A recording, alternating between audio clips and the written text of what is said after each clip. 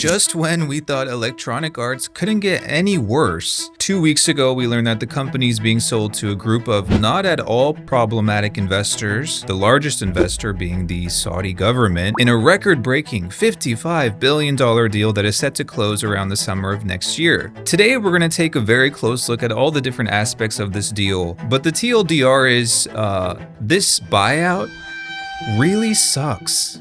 So a few days ago, 2 US senators sent a letter to the Treasury Secretary of the United States. And in the letter, they expressed profound concern about this EA deal, citing, quote, foreign influence and national security risks posed by EA's acquisition. I mean, it makes sense that people are concerned about a public US company whose products millions of Americans and people around the world engage with on a daily basis being sold to a foreign authoritarian government. So will anything come of this? It's unlikely, because if you remember, one of the 3 investors in this deal is Jared Kushner, the president's son-in-law. Yes, the Trump family will be one of the owners of EA after this deal goes through. And according to this article, it was Jared Kushner himself who brokered the deal. So, needless to say, there's an extreme conflict of interest here when one of the buyers of EA is the son-in-law of the literal president, because this means it's very unlikely that there will be any regulatory hurdles to get in the way of this acquisition. Funny how that worked out.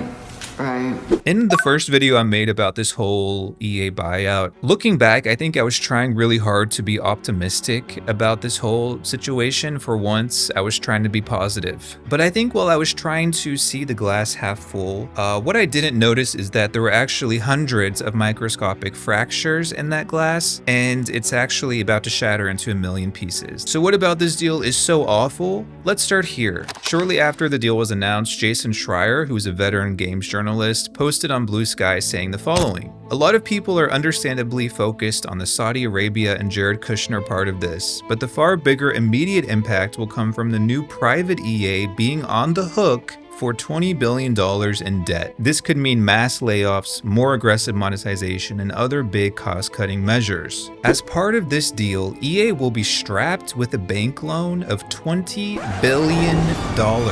I need like a pinky moment. $100 billion. So let me explain how absolute bonkers this is. If we just do a simple calculation and we estimate that this $20 billion loan has a 5% interest rate, this means EA will be paying $1 billion a year just in interest. You might be thinking, but it's EA, they're rich AF, they can afford this no problem. Well, the issue is, at its current state, EA cannot afford this loan. Help me, I'm poor. No. On a good year, EA only makes around $1 billion in net gains. As a matter of fact, for fiscal year 2026, EA stated that they plan to earn between $700 and $900 million in net income. So when we consider this, it means that all of EA's profits and then some will be going to pay back the interest on this loan. That would mean EA would effectively have to turn all of their profit into repayments. And then some. If we imagine the unlikely scenario that the new owners take over and don't sell off studios or lay off employees or increase monetization, it would take EA over 20 years to pay back this loan. This is a huge problem. You guys know how people have credit scores? Well, companies do too. Creditors and financial institutions give grades to companies based on their overall financial health. Up until this point, EA's financial vitality has been pretty solid. They're not over leveraged, they have a very small amount of debt.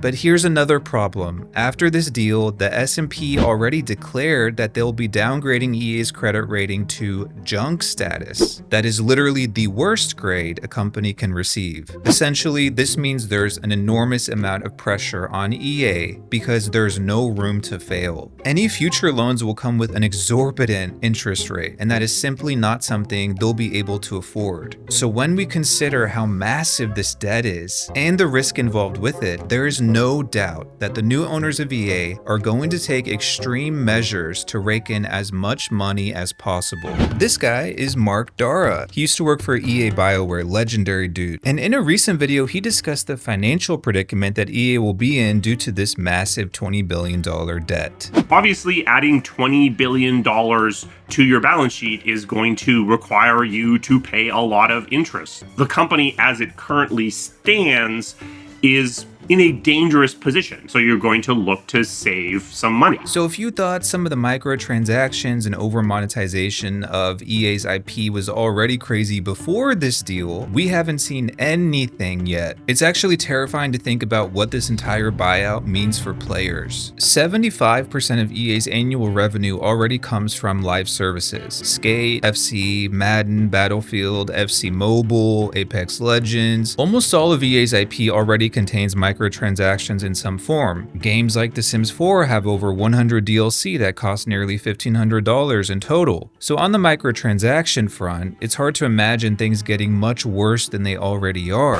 But it will get worse. And quite frankly, the possibilities are endless. It's not just EA's mobile titles that will bear the brunt of this uptick in monetization either. I don't think any game is safe. Hell, EA could even follow suit with like Nintendo, which introduced $80 and $90 games earlier this year. There's a lot that they could do, and none of it is going to be good for players. But there's another problem. Increased monetization alone will not be enough. This is purely conjecture, okay? But I really do think that starting next year, EA will begin shuttering studios and laying off employees left and right. After the buyout was announced, EA put out this BS statement, reassuring employees that there will be no immediate changes to your job, team, or daily work. But as many people have pointed out, immediate is the operative word here. As soon as this deal closes, they're going to be lining up employees on the chopping block. Now, of course, the EA executives will be fine. As a matter of fact, many of them will actually be profiting handsomely from this buyout. You guys know how a lot of corporate executives get stock options as part of their compensation packages? Well, with this deal, the new owners are essentially buying back everyone's stock in the company, but at an extremely high rate, $210 per share to be exact, which the stock price has never reached. Historically, it has never been that high. So all those EA executives who have stock in the company are going to get hella coin from this deal. So they also have an incentive for this deal to go through. It's the regular folk, like the fresh out of college devs and designers, who will suffer from this deal. We all know layoffs happen and stuff, mergers and acquisitions are common, but I think the level at which the layoffs will happen with this deal will be astronomical. I really don't think anybody is prepared for how bad it's going to be. There's a lot of people, especially in the Sims community, who are boycotting EA products, and I completely support that. I've been boycotting as well, but I've also seen people saying things like, if you boycott, you're only gonna hurt the employees. Creators and players who are calling for a boycott right now are only making the situation worse. Boycotts at this moment would almost certainly contribute to job losses for the very people at EA and Maxis who make these games possible. If this deal goes through, the damage to employees of EA will be far greater. As a matter of fact, just a few days ago, unionized employees at EA released a joint statement saying, "We, the very people who will be jeopardized as a result of this deal, were not represented at all when this buyout was negotiated or discussed." These employees later went on to state that the deal was made to pad investors' pockets. To make matters even worse, according to the Financial Times, EA has already announced that the investors plan to use generative AI to cut costs. In that article, they wrote that the new owners are betting artificial intelligence will fuel an entertainment boom and yield major corporate cost savings by reducing production expenses for the games. I just know Andrew Wilson wrote that statement himself.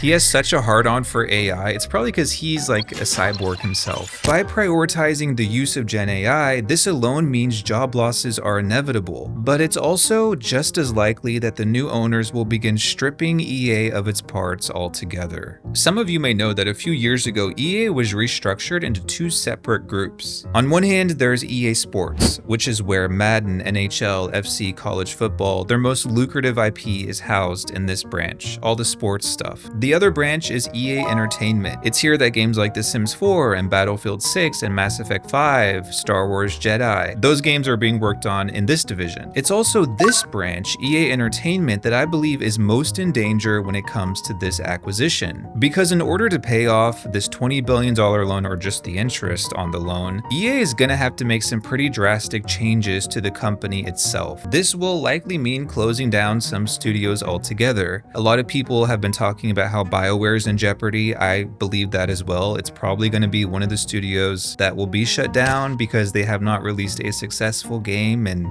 nearly a decade. Respawn, which is one of the studios that worked on Apex Legends and Jedi Fallen Order, is likely on the chopping block as well, especially considering that earlier this year, Respawn already went through a round of layoffs. But more likely, instead of shuttering studios altogether, I think the new owners could end up selling some of EA's studios and IP to other companies. There's a real possibility that EA could be bifurcated altogether, where the new owners will maintain the sports division and any collection of studios that they deem most profitable, and then the remainder will be sold off. A lot of people within the Sims community are speculating about what the future of that franchise is with this whole deal. The Sims 4 is a cash cow, and because of this massive $20 billion loan, the new owners need as much money as possible. So this alone means that the new owners will likely hold on to The Sims, which is why it's so important if players really care about the future of this game, you should be boycotting now to show them that The Sims is not worth keeping. A financial analyst named David Cole spoke with Polygon about what the buyout could mean for The Sims. And he said the new owners are more likely to sell Maxis's smaller properties like SimCity and Spore. I didn't even realize they still owned that, but I guess if they own Maxis, they own the IP. And this analyst said the only reason they would let go of The Sims is if they got a really premium offer. So unless another corporation comes along and offers the new owners a really good deal, this game will remain under EA with the new ownership. I'm not sure how much longer they can really milk the player base. The game's already 11 years old. There's already over 100 DLC. How much more can you release? But the real question with The Sims and all of EA's IP is, what in the hell are they gonna do to make these games even more lifeless and more cash grabby than they already are? Some of these games are already atrocious when it comes to monetization, which makes me think it's gonna get really bad before it gets even badder. And you can quote me on that. So another very important thing to understand here is that these investors have overpaid for EA by nearly $15 billion. Before this deal was announced and the stock price shot up, EA had a market cap or value of around $42 billion. The investors paid 55. So we have to ask ourselves, where do they see that extra $15 billion in value? What are they seeing that we are not? What crazy shit are they gonna do that EA hasn't already done in order to get that extra $15 billion in value out of the company? That is the part that's really scary to me. A few weeks ago, I made a video about BioWare, which is another EA studio. And in that video, I talked about how a lot of those 2000s BioWare games like Mass Effect and Dragon Age and KOTOR were so important to me just as a player, and how it's sad to see these franchises deteriorate, all under EA's guidance, of course. It's also frightening to think about The Sims, a game that I spent my childhood playing after school with my sister, a franchise I started this channel with kind of just end in such an awful, lackluster way. It's one thing to go out with a bang, but to go out after being milked dry for 10 years is pretty tragic. EA destroyed a lot of great franchises prior to this buyout, but with this deal, we're really entering uncharted territory. I cannot stress enough how disastrous this deal is, not just for the employees at EA who will be laid off and replaced by AI, but also for content creators who make a living playing EA games, and for the regular players who derive so much enjoyment from these games. But the thing that really bothers me, and I've talked about this, is how awful the new owners are. Some of the worst people have completely acquired Electronic Arts. It hasn't been disclosed how much each of these three investors will own of EA, but we know that Silver Lake, the private equity firm, is the minority investor. While the largest percentage equity owner will be Saudi Arabia's Public Investment Fund, or PIF. It's also worth noting that the PIF, the Saudi government, bankrolls Affinity Partners, which is Jared Kushner's company, so it's basically just a shell of the Saudi government anyway. Sure, the Trump family is getting a lot out of this, but they're already fully in bed with the Saudi royal family. We've seen the photos. We all know what's going on. But as it stands, after this deal closes, any and all money you give EA will be going to the Saudi government. In previous videos, I talked about the copious deplorable things the Saudi government is complicit in. The list of human rights abuses is endless.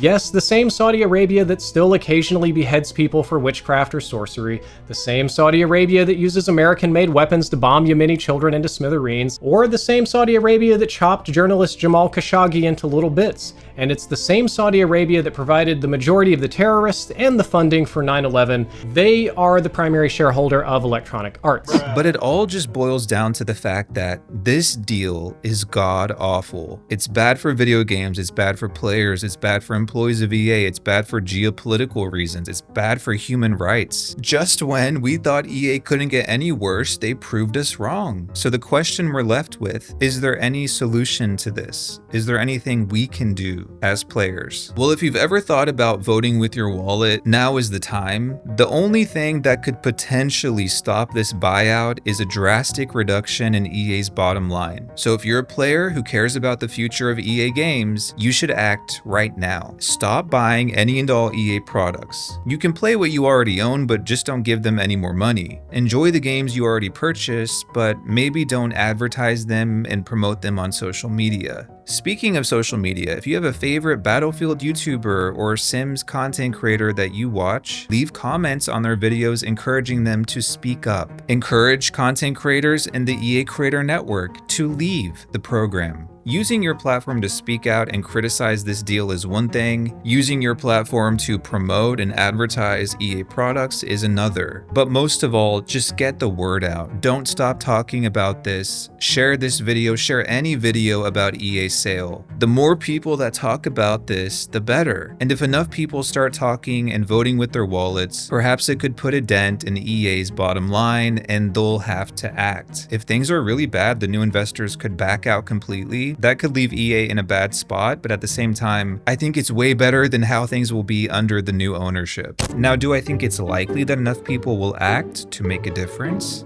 Not really. But it's worth a shot. Wouldn't you rather do something than do nothing? I'll let you think about that. But I have to go. My face is tired. Sorry, my face is tired from dealing with everything.